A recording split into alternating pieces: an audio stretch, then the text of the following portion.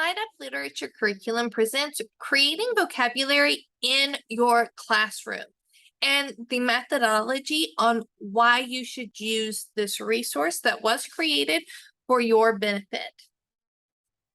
So, the learning process and what people remember. So, this is a brief overview, but as you can see, reading material is at the lowest level, and actually doing something with that material is your highest level of learning and what people remember, which coincides with Bloom's taxonomy, which will be covered in another video, but still good to know that it all connects together. The learning process and what people remember, 10% of what you read is what you might learn. Remember, this is the lowest level of learning, and we don't want that for our kiddos. This includes defining, listing, describing, and explaining. So those are our very basic foundations on learning. We can start there, but we want to make sure that we build on top of that.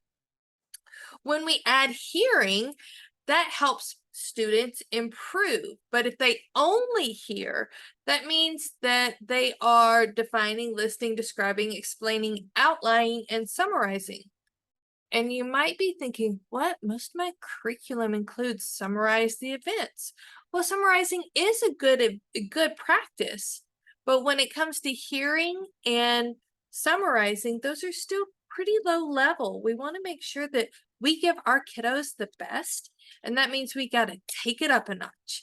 So now when we include seeing something, which means that they see the application of it, they start to apply what they're learning.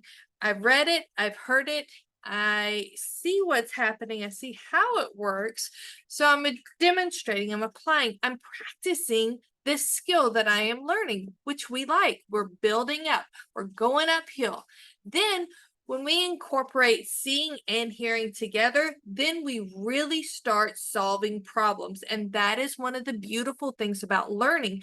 Then we start seeing, all right, this is how it applies, and this is how I can use it. This is why it's worth me learning.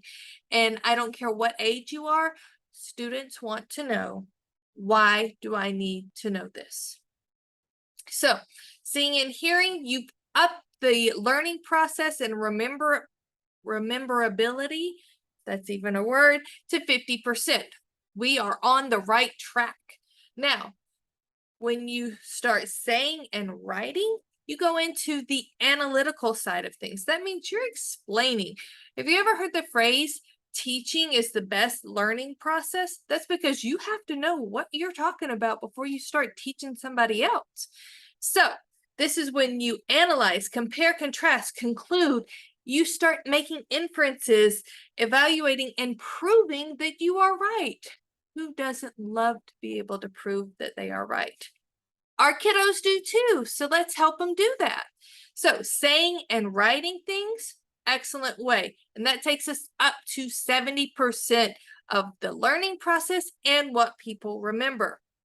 Now, our last process, which is the highest level of learning, and this goes hand in hand with Bloom's taxonomy, it is creating, doing something with what we are learning.